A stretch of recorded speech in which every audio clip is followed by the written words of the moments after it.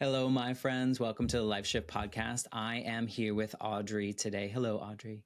Hey, Matt, how are you? I am good.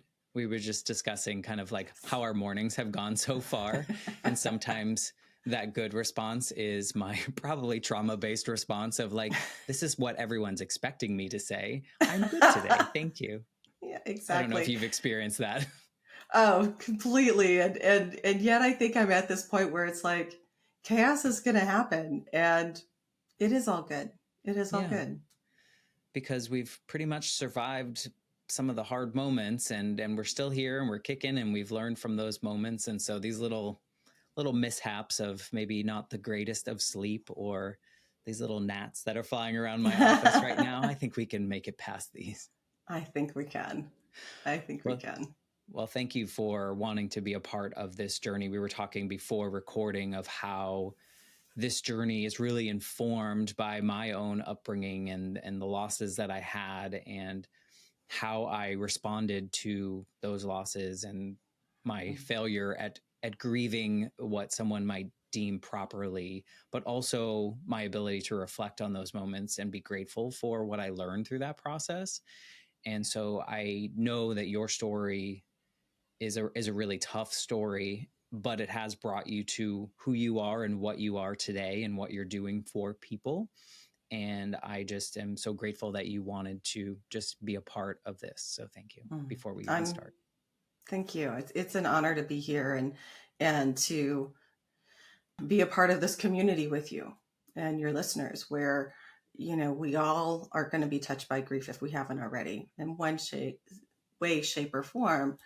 We're all going to experience it. And I think it's so important to talk about it, to talk about each of our experiences, which are, it's this whole spectrum and of Yes. what it is for each of us. And it's all valid, Mm-hmm. because our grief and our experience is our own.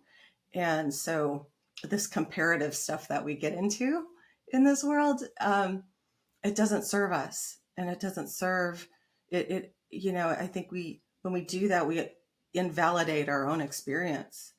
And it's so important to go, all right, well, mine isn't like yours or yours or yours, but it's mine. And this is how I feel. And my feelings are valid. And it's so important to honor that. I agree. You know what? Someone told me recently on one of these conversations where he was telling me something very tragic that happened in his life. And I did the comparison thing like, oh gosh, I can't imagine. Yours is so much worse than my experience. And something he said really stuck with me. And he was like, you know what? We all kind of do that. But if you think about it, all of us are going through the worst moment we've ever experienced Yeah. at that moment in time. So that's the worst moment. You can't imagine someone else's worst moment. You Yeah. know, your worst moment is your worst moment. It can't get any worse for you, right? And so Yeah. it's hard to make those comparisons, but I like that he said that to me because it really makes me think, okay, well, you're right. That was my worst moment and that, that's as much as I can experience right now and handle right now. And so I thought Yeah. that was really helpful, but to your point, I'm happy that maybe now people seem to be a little bit more comfortable sharing the messy Yes. parts of their lives or the hard parts or how they're feeling, like really feeling, and not Yeah. just like what they think everyone else wants them to hear, even though I said good when you asked how I was doing. I think, Yeah. but I think when people need to be vulnerable, I think I'm seeing more of that now. I don't know if you are as well, but I'm kind of hopeful. I am as well. I think there is this movement. Thank you, Brene Brown, for talking about Mm-hmm. vulnerability and being brave, right? Yeah. And really bringing that into the conversation, like everyday conversations that we have, bringing it into the workplace, Mm-hmm. and and I'm hearing it more and more. Even from the CEO of my company, my day job company. Let me just put it that way. That it's like, how do you bring your best self to work?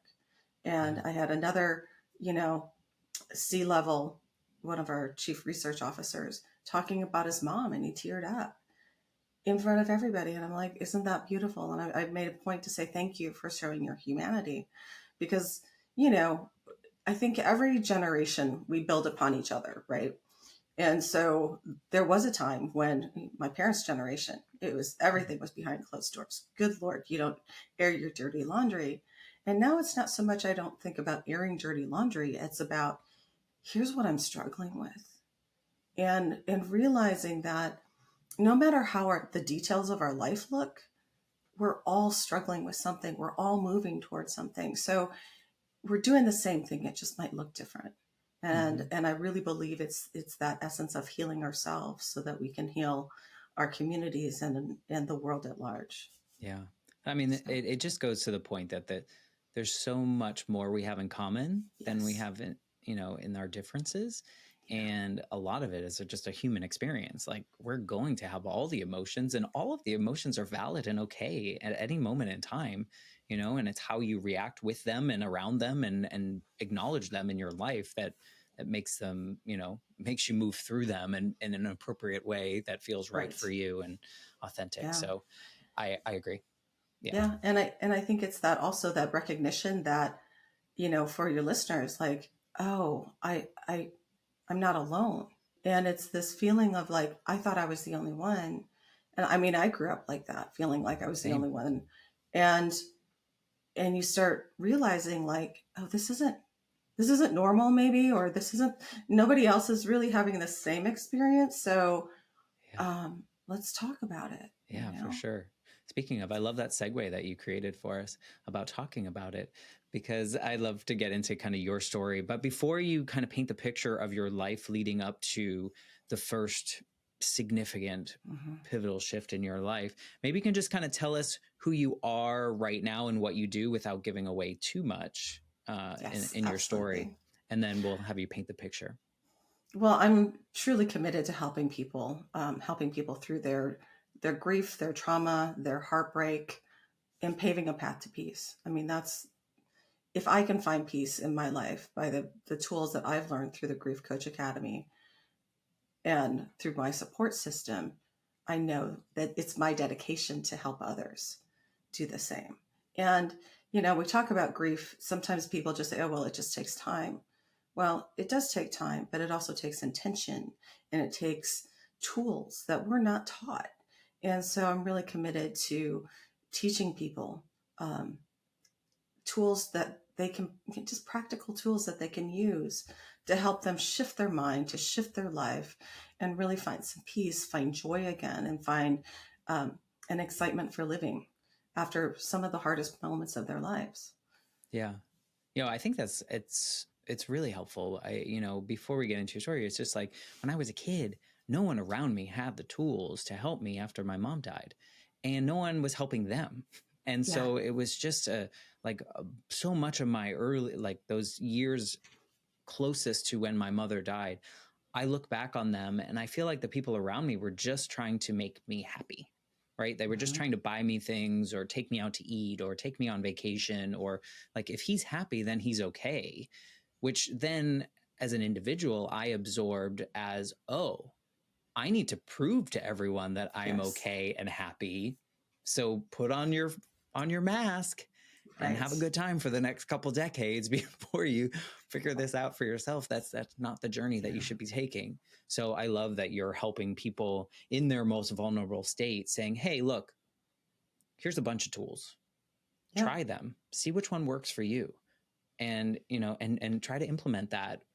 The word that you said, though, that I think is so important is that intention word, because you Mm-hmm. really have to want and be ready and to like just dive in, because it's not easy. It's No, not. So no, anyway, not at all. thank you for And what you're doing for the world, though. it is. Whew, I still get chills about it. It's an honor, and it's. I truly believe that my purpose here is to serve, and Yeah. this is how life has brought me to this Yeah. point to serve. Yeah. And the tools are for individuals. They're for therapists or anybody that's working with people Mm-hmm. that want to help people. Yeah. So other coaches, just to have tools in your toolbox so that we can together, communally help more and more people in this world. Yeah. Well, maybe you can kind of inform us how you got there, because I think your Yeah. story really plays, I mean, plays a giant part, I would assume, in what you do now and why you're so passionate about doing it. Absolutely. It's been interesting. The more podcasts I do and the more I really talk about this, one thing that's come up for me is realizing that even when I was a little kid, like I wanted to talk about the hard things.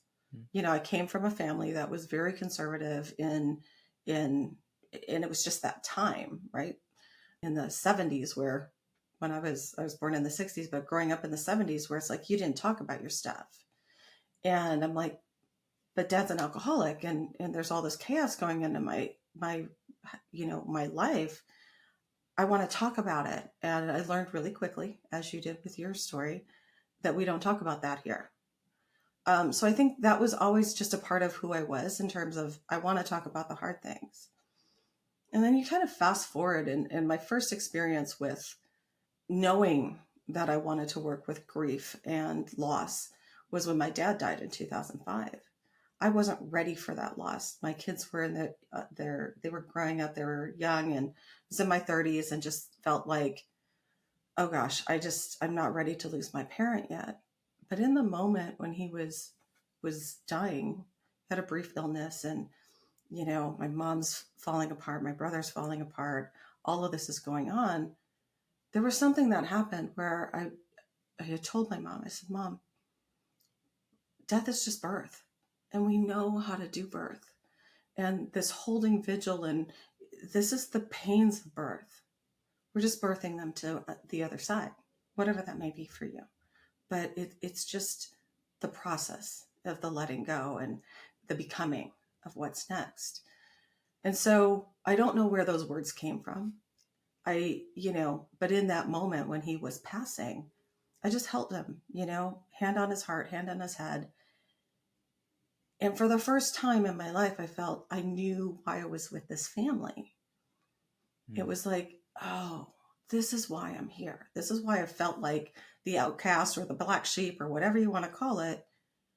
I'm here because they don't know how to do this and I do. For some reason, it was just innate. Yeah.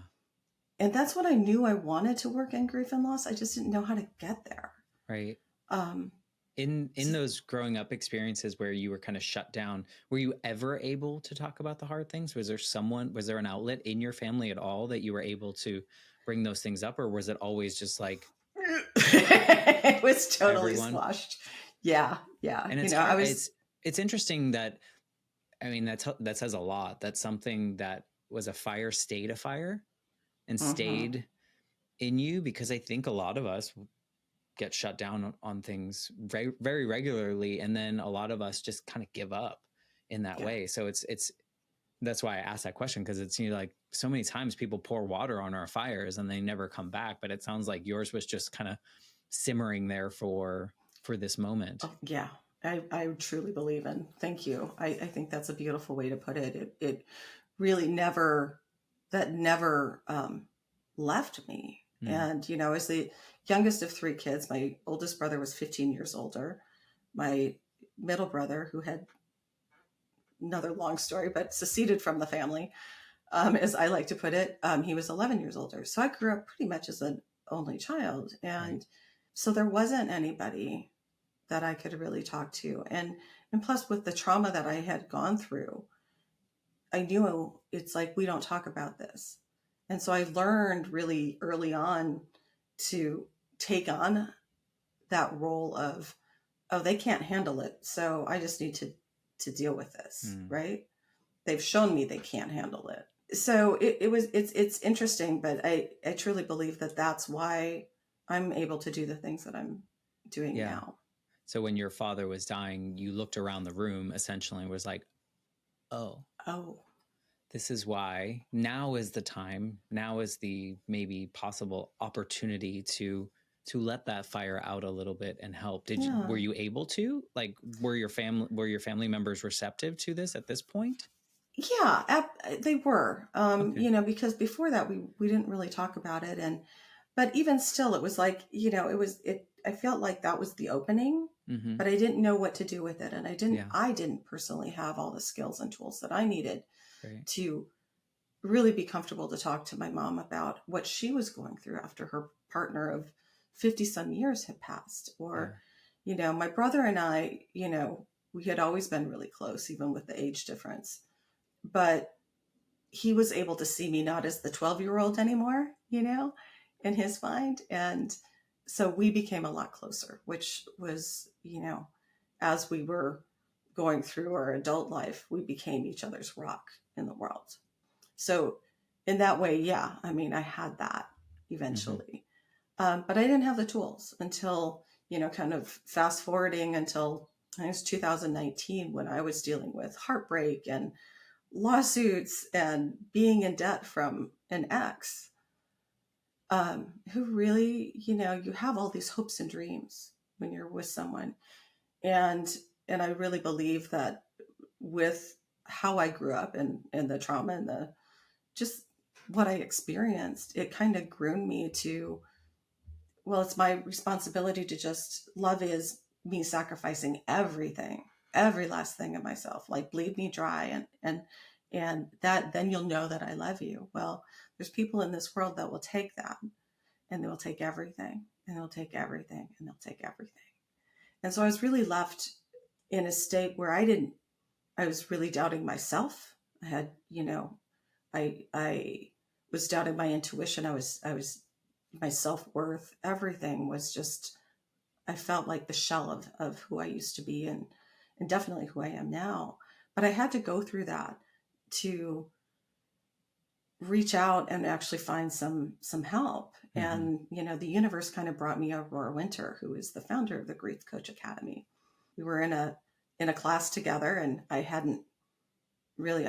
didn't know her, but she had these books on grief, and it was just immediately drawn to her, and she went, "Oh, these are for you." Oh, And it was just such a beautiful moment.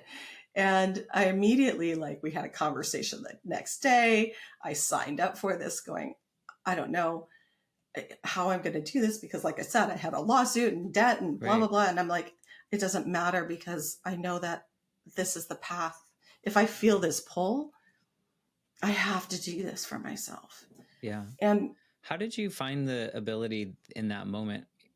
I mean, I'm projecting here. I'm thinking of myself in a moment in which, I put this, I'm pretending to be you now. I put all mhm, this energy into this relationship, and I pour my entire soul, I give everything up essentially in this way of like my being and trust in myself and those kind of things. Was there ever a moment in which you like resented the abilities that you had, or like that fire did, like, oh, see where you brought me, fire, see what you yeah. did to me? Was there ever, because I feel like I've been in situations like that in which I was like, those things that I now rely on have also brought me into this space where I've kind of been burned in a different hmm way.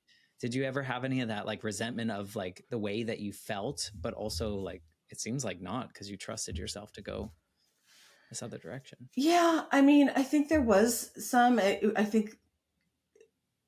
think for me, the resentment comes from, or the thing I hate the most to hear, you're so strong. Because it's like, I've had to be strong. I've had to be I didn't strong. choose to And be. I had I to didn't be. choose. Yeah, I had to be. Yeah. And because I'm still here, we're still Yeah. here. And it was this really belief that I have to save myself. Yeah. I can't rely on somebody else. And I did that and it didn't work. Yeah. And so, how do I come back to myself? And I didn't like myself at the time. Yeah. I needed to like myself. Did And you then I not like needed to love yourself myself. because you looked at yourself, or that awareness of like, I just gave up everything for this person. Why did I do that? Why did I do that? Yeah. Why did I think Such shame we put on ourselves. uh, yeah. And that shame is so hard to crawl out of. It is so hard to crawl out of that. And, you know, uh, when I met Aurora and we had the conversation the next day about here's what I'm going through and here's where I'm at, she gave me a sense of hope, Mm. you know. And she walked me through a process that we use at the Grief Coach Academy, Yeah. that I use with clients, I use with myself, I use with friends. Of it was enough to, it's called the peace method, and it was enough to just like take out that one brick to let a Mm-hmm. little bit of light in, to give me a little bit of hope that life could be different. Yeah. And just that one conversation really changed my life. You know what, the visual that I get is like this closed off version of you where that fire inside is struggling to stay lit, and then you have the crack of the oxygen to let the light, to the flame of the candle gets a little bit brighter. It's not like lighting up the room, but you can probably take a couple steps with it. That's the visual I get. Yeah. And was it something about her approach? Was it story based, or was it, like, here's how I fix you? Or was it more like, here's what I went through, and here's the experiences that I went through that you connected with and gave you hope? Yeah, it was definitely her experiences on why she created the Grief Coach Academy. Yeah. I mean, she lost her husband when he was 33. He had a massive heart attack in their bed. They had a 4-year-old. Yeah. And so hearing her story and how she survived and learned how to thrive, and then to give back and help others. I'm like, I want that. Yeah. I want that. The power of myself. story.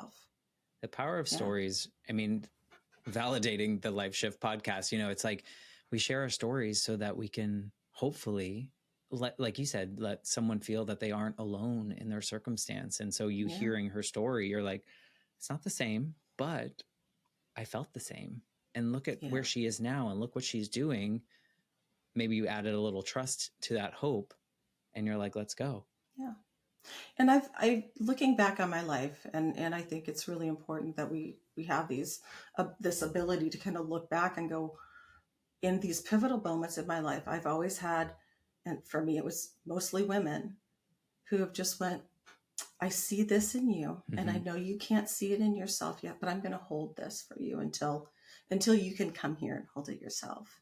And so I've always had this stair, or this bridge of these amazing, really strong women in different ways appear in my life to go, I'm going to hold this for you. And now for me, that I love that analogy, and I love being able to do that for other people, because when someone's breaking down and falling apart and their world is falling apart, there's a part of me inside that's like, oh, this is so good.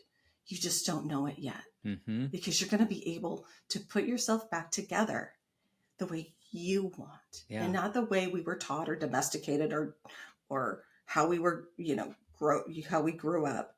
You actually get to decide what you put back. Oh, it's so impossible in the moment, though. You can't. It's like, that's never going to happen. Like there's such dire straits, and for someone to be willing to hold part of that heaviness with you, or alongside you, or just like hold your hand, and be like, look, I know, I get it, and we're not going to do it all at once, and it's we're going to try little things each time. So I love that she's kind of changed that trajectory for you. What was she able to?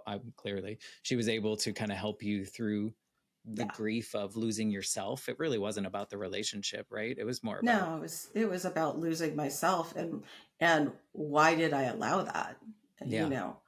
And to some degree, I mean, this is, years later, I'm still kind of like, oh, now I understand. Like you put the pieces together all the time, right? It's like, oh, the trauma from my childhood, and this has, it kind of, it's like, oh, I was totally groomed for this, in a way. It was like the perfect storm.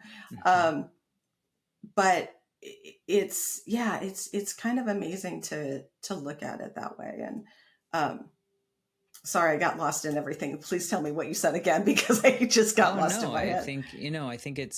I think it's important. We were talking about how she kind of helped you with the grieving of losing yourself. And I mean, I know that's not even the most, I mean, I don't know if most is the right word, but there's more significant shifts that coming. But, that seems to be the first time where someone else saw you and saw, like, not the word potential, but like something like, you can do this. Like you can make it through, you can create your own journey. And that probably gave you a little bit of confidence too in that fire. Absolutely. And like I said, just learning the tools that we're never really taught. We're not really taught how to be a human in this world and dealing with our emotions. We're not taught how to deal with the hard emotions, you know. Yeah. I think especially as women, when I was growing up, any kind of anger or intense emotion, it's like, oh, that's not acceptable. Yeah. Let's tone it down, or, oh, Can um, you shift that to crying, please? Like I feel like, yes. and it's the opposite for men. It's like, can you shift that to anger? Because that's more Yeah. acceptable. Mm, Yeah, I get exactly. it. And it's different for, men and women. It's different for, in different cultures, what's Yeah. acceptable and what isn't. And but we're not taught tools of how to manage it, and how to, Right. we for the longest time I really believed my thoughts because I thought they were real.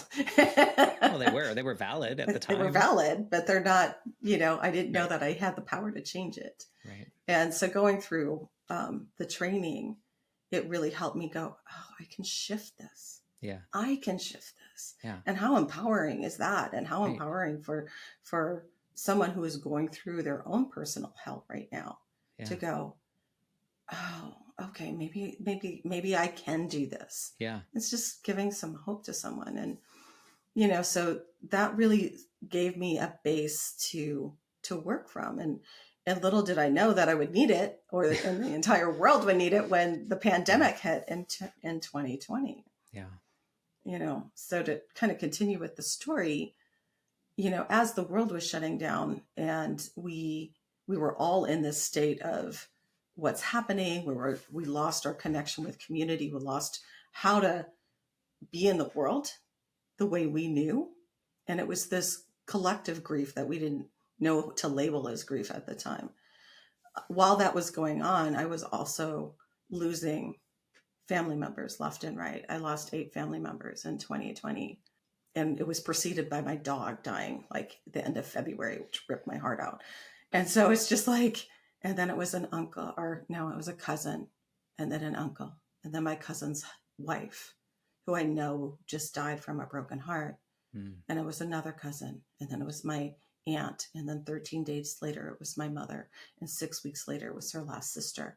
Mm. And we knew that all the sisters were going to go, like all us cousins were like, oh shit, Yeah. it's going to happen, because they're Right. not going to want to stay Right. if they're not there together.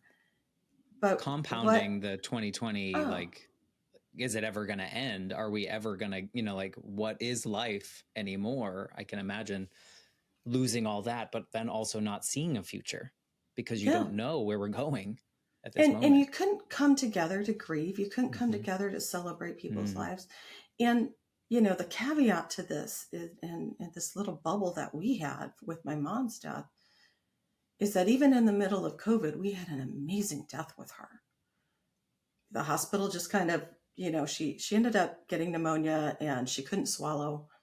And the hospital just kind of looked the other way and let my brother and I be in the room with her, and they shut the door and let us do our thing, which was amazing and lovely.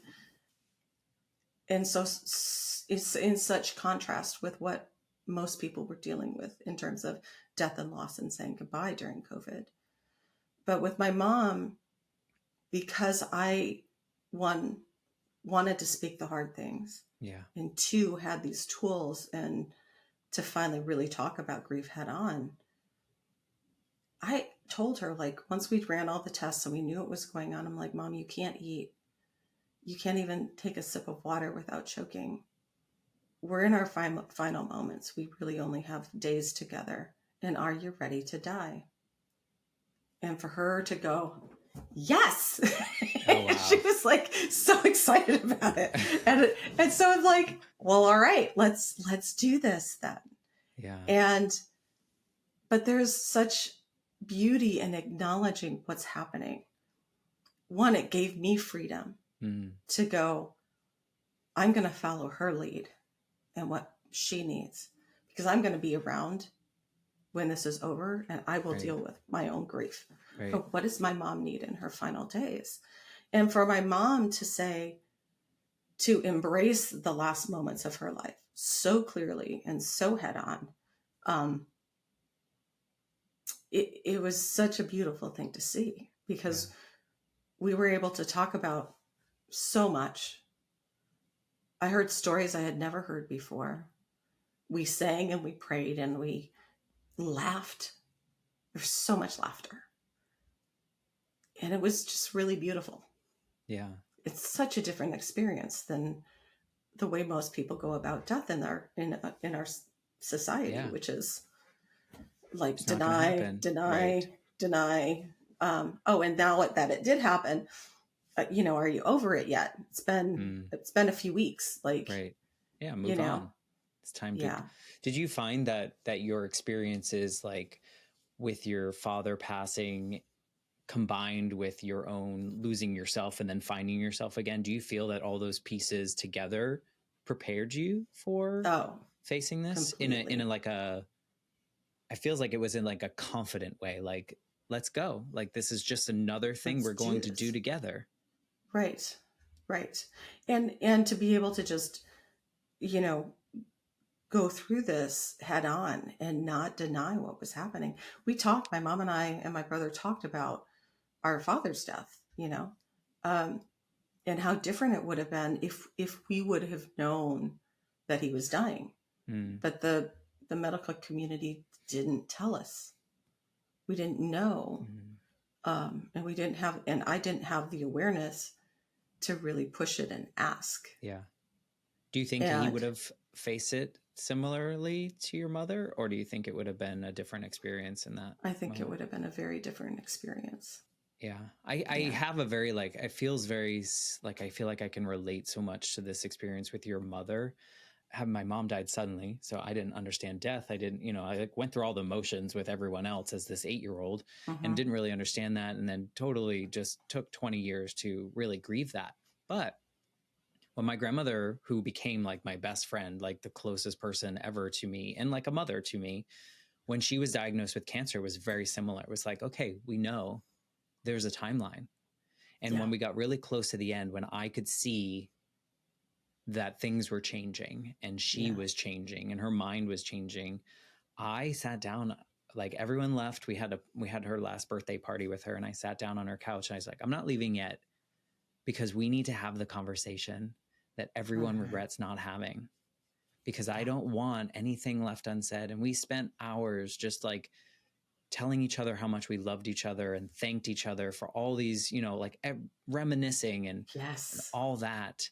And that she died a couple months later. I spent the last 96 hours of her life sitting by her side. But all the things that I wasn't able to do with my mom dying and all the things I was sad about growing up, I felt like now's my opportunity. Let's go. She wasn't like your mom and be like, let's go, but she knew and we knew. And I had to force that because I knew what it's like not doing that. And so I felt so like grateful to watch, like you said, what did you say? It was like the birth. It's like a birth. It's birth. It was like, I watched the last breath and I was just like, this is, I call it devastatingly beautiful. Like it was just so beautiful to be there, even though your heart is falling into a million pieces. It's like, wow, like what an honor to be there in that moment.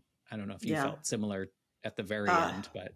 Absolutely. It's this exquisitely painful beauty of being with someone during their last moments in this form.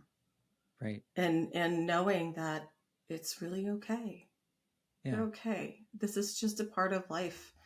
And we deny it so much and we fear it so much that when it comes, so many people don't know how to embrace it. And, for me to be able to embrace this with my mom and kind of pull my brother along with us on this ride. I'm sure he's grateful. Yeah. I think he was. What it did for me, even after my dad died, I tell everybody I love them. Like how I usually, even in my day job with my people that I work with, okay, I love you. And I'm like, oh, shit, this is work. But it's such a beautiful habit that I have of always wanting the people around me to know that I care about them, because we don't know what the next moment is going to bring. Right. We truly don't. And I never want the people around me to ever doubt what I feel, or for them to not have heard it from me directly. Like, Mm-hmm. I love you, I value you, I appreciate you. Thank you so much for being in my life and what you give to me. Yeah. So I totally make it awkward all the time. And it's a beautiful thing. Well, having that experience of having, like, it's weird to think about your experience with your mother passing and the things that you were able to do. And I say it's weird because society, like you point out, that's not like how most people kind of approach death. And it's important to point out that you can be multiple things at once. I'm sure you were so sad. I'm also sure there was a part of you that was happy that you had those moments, that you were there for that, and like, you can have all those things at the same time, and that's okay. We don't have to be like broken and fall on the floor. We can walk out and do normal things, still being sad, or still, like, still holding all those pieces together. It's like holding this dichotomy, right? Mm-hmm. Two opposite beliefs all at the same time, and still being able to function and Right. move forward in your life. Right. It's the hardest things we're going to do. And yet it builds this ability and our belief in ourselves. It did for me. Yeah. To go, I can do hard things. Yeah. In fact, that's what I'm built for Yeah. better, for worse. Like we said, it's like, I hate the word, you're so strong. Yeah. But life built me for this. Yeah. And then, to kind of continue, because I wish I could say that was, But I mean, I'm sure it taught you something. It put a, for lack of a better term, another notch in your belt of tools and skills, which feels weird to say, but there is a process, and there is something that works for us. But yeah, I know it's not the pinnacle moment that really shifted everything for you, but it certainly played a large role, it seems, because you were really able to do what sounds just so beautiful for a devastating moment. Absolutely. And again, it was being able to, in that moment, talk about the hard things and go through the hard things head on, and not deny it, not push it away, but just embrace it. And I think when we can embrace the hard things in life, there's a gift there for each of us. Yeah. When we can truly just, turn to the monster in our dreams and go, all right, what do you have for me? Because I'm tired of running. I'm tired of denying. I'm tired of this, because it takes so much energy from us to push something away, rather than let's embrace it. And what do I need to learn? What are the gifts that you're here to teach me? And can I still find beauty in this painful moment? Yeah. Before you jump on, I feel like we're so conditioned or so taught to worry. And it's that monster, that worry monster, it's just like everything that could possibly go wrong becomes part of your worry. And it's just like, the things that go wrong, yes, they are terrible. But I think the manifestation of that worry can be even more detrimental than the actual moment, And so, that's kind of how I relate to that, how I was conditioned to just worry about like anything that could go wrong. Yeah. But things are going to go wrong. Yeah, it's true. Like, this is part of our human experience, right? Yeah. Like, we're not going to we're not here to live. And I think this is the lie that we're taught, right? That we're going to have this beautiful, perfect life, or that's the goal, is to have a life and create a life where there isn't any pain or any, any humanness to it. Yeah. and yet that's not, I don't believe in that anymore. I just believe that we're here to experience what life has to offer us, because it's going to offer us a whole variety of experiences. And are you able to find the beauty in it? Yeah, I think I was going to say, perfect is not the right word, but I feel like these experiences are what make a full life. Yeah. Whether we want to say it or not, I tell people all the time that if I could go back to 1989 when my mom died, I probably wouldn't change anything, because I know who I am now. I know what that moment, not that I want that to happen, but I know how different my life would be. And in some ways maybe it wouldn't be as good or as fulfilling or whatever it may be. So it's hard, but I think these bumps in the road really shaped who I am and make that fulfilling life for me. But absolutely. Let's move forward in your story. Let's move forward. Oh my gosh. So 2 days before my mother passed, I found out that the company that I was working for was acquired. And so for the whole next year, in the middle of COVID, our small company was acquired by a large company. And so then you have swaths of people that I've worked with for years gone. And you send an email and it's like, oh, I didn't know that person was gone. Mm-hmm. So again, it's this whole year of loss in a big way of the culture that we had created as this company, as this loss of the people that I had worked with and loved seeing and interacting with, loss of my team. So it was a whole nother year of that. Yeah. And come 2022, I was like, I've had enough. Like, just I need a break. And I finally I went to my doctor and he's like, you need a break. We're gonna put you out for a little while, So I took some medical leave, and I'm so grateful, one, that I have the ability to do that, and that I had a doctor that was supportive to say, you need to take care of yourself. Mm-hmm. and I'm going to help you and guide you and give you some tools. And I knew to advocate on my own behalf to That's go, big. I'm going to break. And how do I not do that? I've pushed myself to as far as I need to go. And now it's me. So that's what the beginning of 2022. And so I'm like, all right, taking care of the health stuff that I had ignored, really just taking time to breathe again and learn how to, a chance for my nervous system to come back down from all of that. And then I got a Facebook message on the night of March 21st of 2022 from my brother's neighbor. And she said, please call me. And I knew, when you pick up the phone. And I called her and she said, I don't know how to tell you this, but they're both gone. And I said, she killed him. My brother's wife murdered my brother and then took her own life. It's something you don't ever expect you're going to have to deal with in life. So having that unexpected loss, that tragic loss, that traumatic loss, my brother died from gun violence. He died because his wife of 42 years was mentally ill and didn't get the help that she needed. And he died because he chose to stay. A lot goes into that. Yeah. And for that moment, for me, it's surreal because all of a sudden, yes, there's a part of me who is on the floor crying and screaming. Right. And there's another part going, is this my life now? Is this, what do I do? When does it end? Right? Like, when does it end? How do I just get through this? I'm telling my children that their uncle is dead. I have to call my daughter who's on the East Coast, right?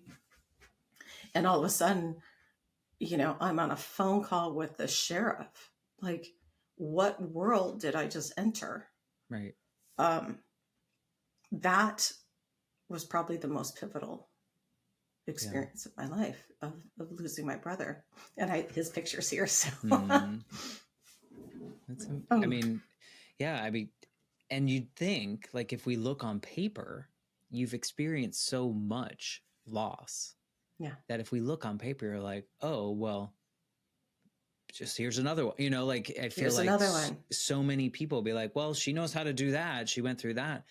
But the circumstances brought you to your knees, essentially. Oh, gosh. Right? Like, you're like, absolutely. I don't know anything now at this point. Yeah, because, you're not prepared for this. No, and no one should ever be prepared for that. Exactly. I don't think that that's something that society needs to teach us to be prepared for. I think that that stuff needs to be eradicated in its own way. Right. But yeah, I can imagine because I heard in what you said that, I don't know if you attached anything to this. I have a friend who's experienced something similar to this, who attached something to this, in which you said, my brother died because he chose to stay.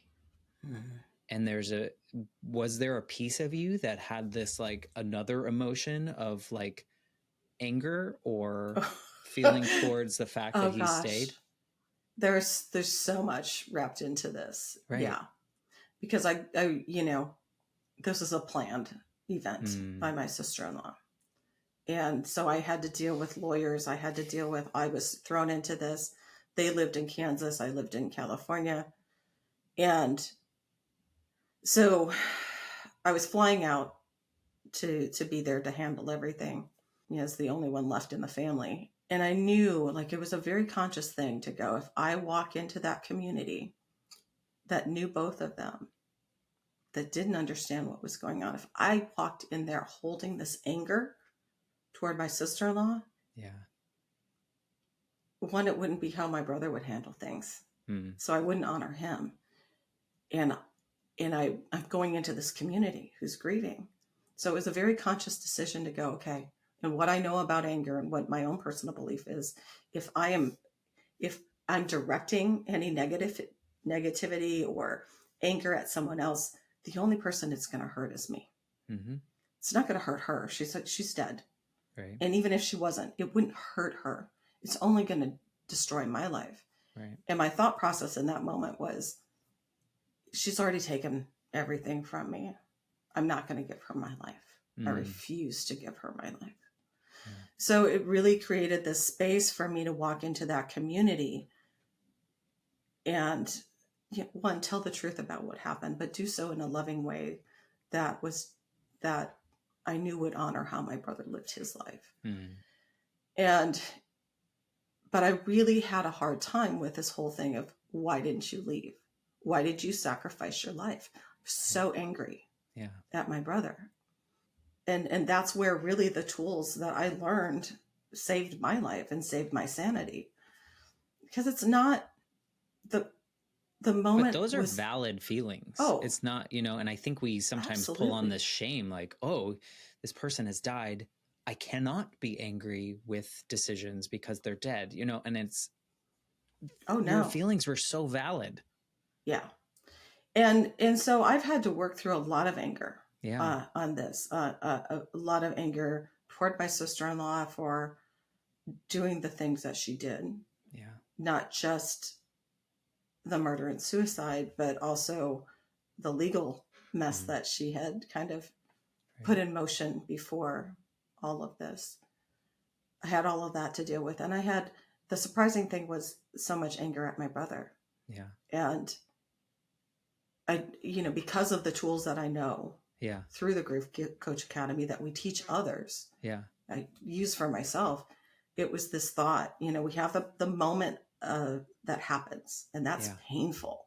Mm-hmm. And then the suffering, and you alluded to this earlier, the suffering comes about from our thoughts, because we relive it over and over and over. And that's every time we relive it over, we're traumatizing ourselves. We're bringing what happened in the past forward and we're recreating it. Our bodies don't know the difference between, is it happening now or did it happen then? If I'm thinking about it, I'm feeling it. So my body's going to react as if it's happening now. Yeah. And I really had to work through the anger that I had.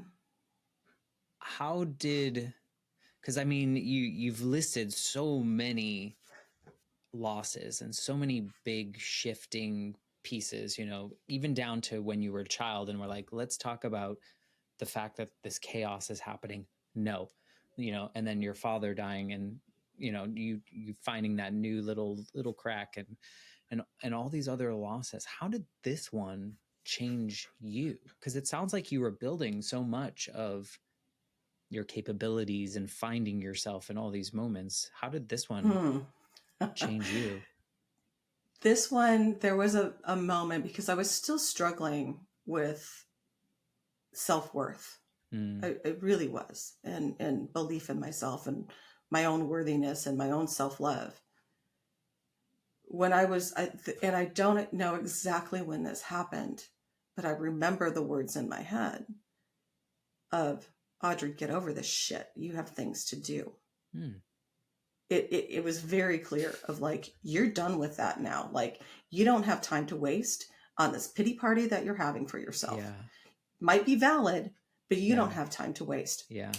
Done. Over Things to it, do. done. And I have things to do. Because I had a community that was in crisis and in pain, who were coming together in such a beautiful, loving way for me, that I needed to show back up for myself and for them. Yeah. Like, if I'm here to heal, and serve, which I truly believe, then how do I show up and heal and serve and honor my feelings, but also honor theirs? And, it was a very different thing. It really truly was this shift of like, stop thinking that you're not enough, Audrey. Stop thinking that you need one more degree or one more certification or one more whatever to validate I've been there. who you are in this world. Mm-hmm. Life has given you enough. Yeah. And we all have that. We all have our stories and we all have our strength. And someone listening to this is going to realize that, oh, life brought me here. Mm-hmm. This wasn't done to me, but it brought me here. And what are the strengths? What are the experiences that we've had, right? That bring us to these moments of like, now I get to choose what I'm going to do with this. And I think that's a really important distinction, because we think so many times, and I was there in many parts of my life, and I'm sure some of your listeners are there now, of going, what do you mean I have a choice? I don't have a choice in this. You don't have a choice in what we experience, but we truly do have a choice in how we attach meaning to it, how we choose to move through it. Are we going to choose to move through it with love or pain? It's fear and love, right? And I just don't want to live my life like that. I did for a long time. It doesn't work for me. And it doesn't serve their memories. It doesn't serve the world at large. It doesn't serve me and my children.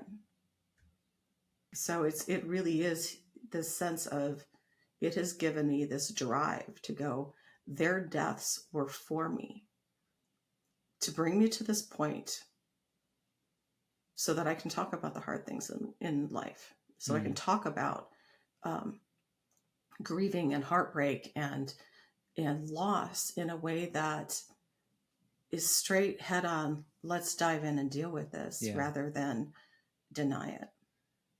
Yeah. I mean, I think also this ability to find the self-compassion and the self-love that maybe you were lacking a little bit of, by finding that, it seems like you would be even better prepared and helpful to those that you're aiming to help through their own grief journey. Because I think when we're not fully in love with what we are and what we offer, it's not as genuine, or it's not as helpful to the other people, because, we're humans. We can see through some things, and we can see that something. So do you find that this self-compassion and self-love has helped you help other people more effectively?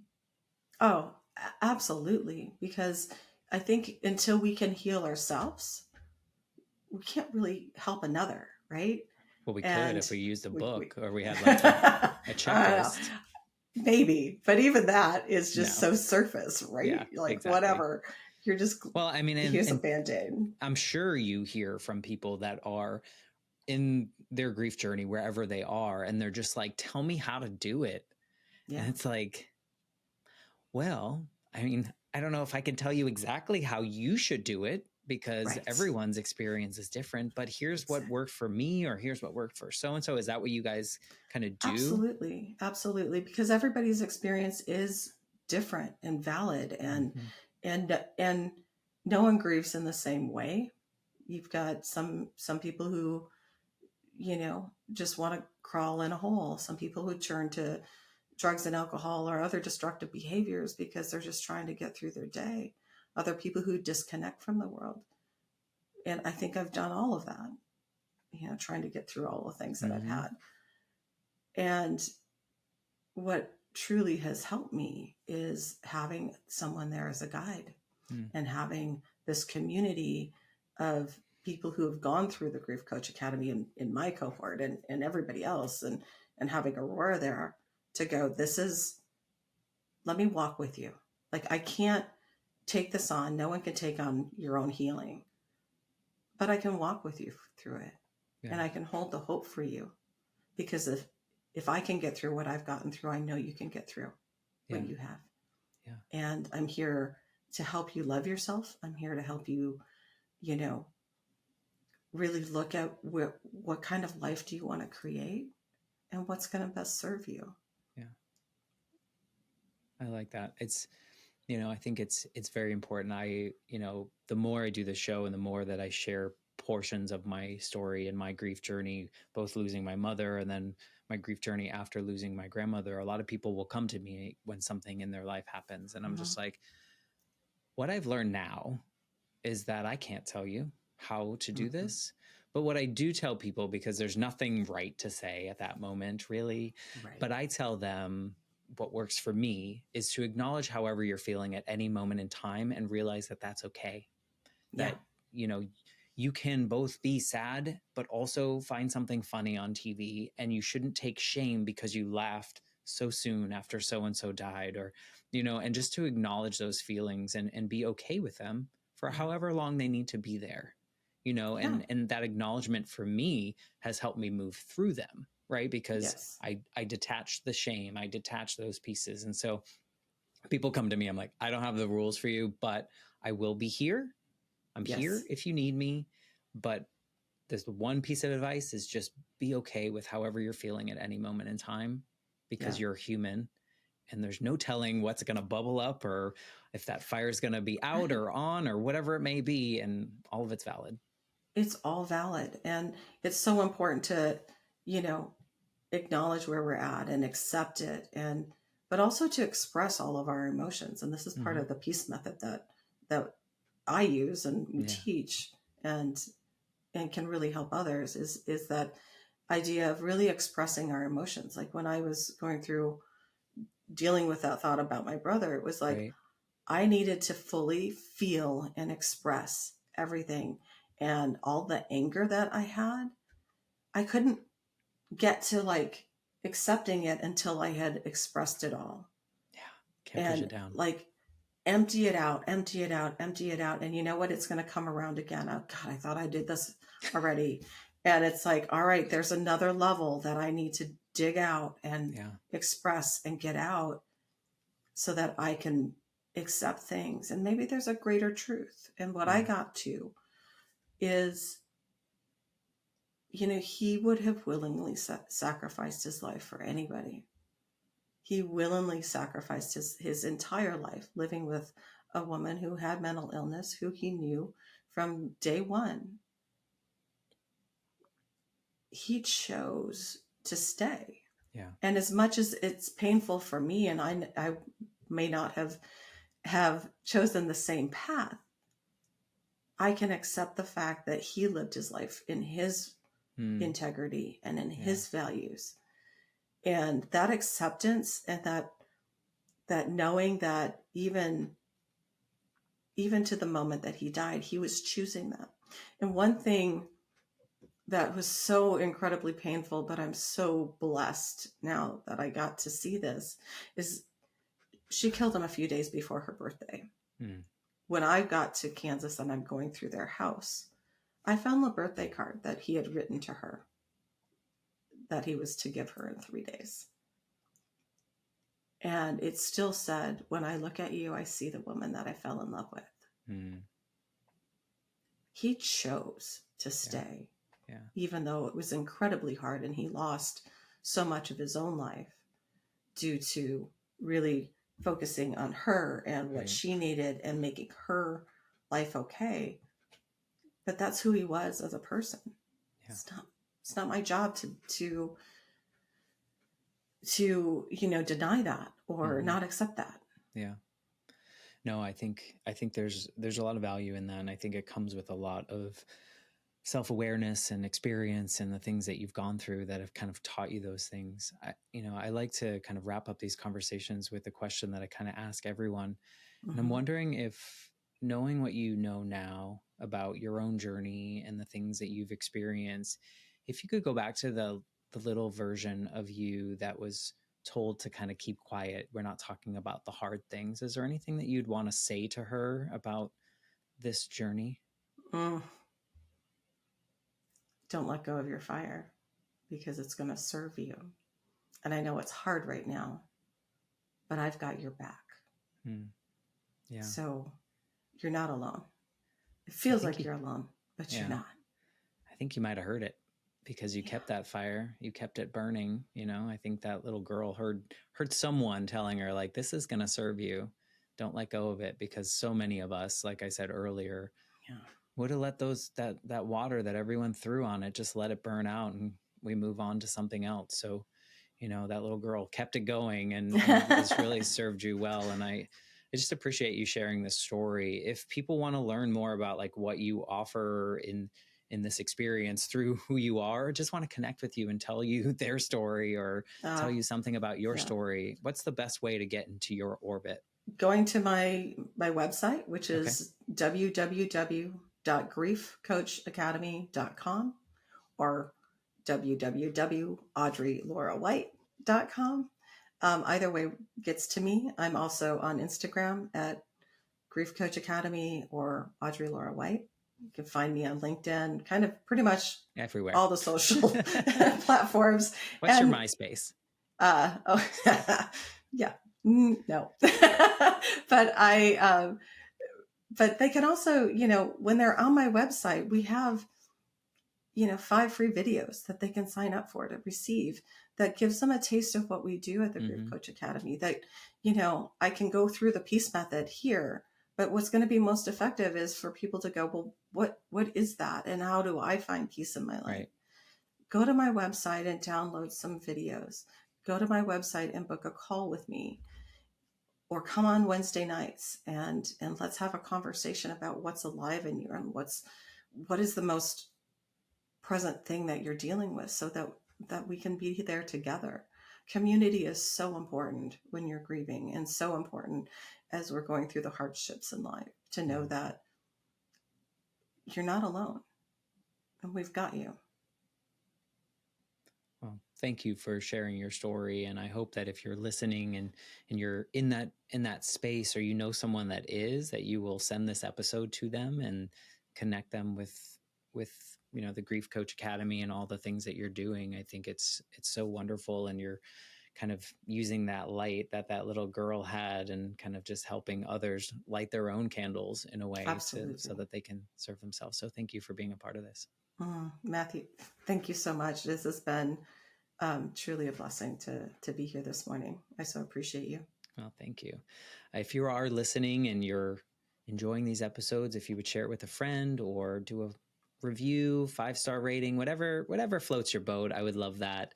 And I will be back next week with a brand new episode of the Life Shift podcast. Thanks again, Audrey.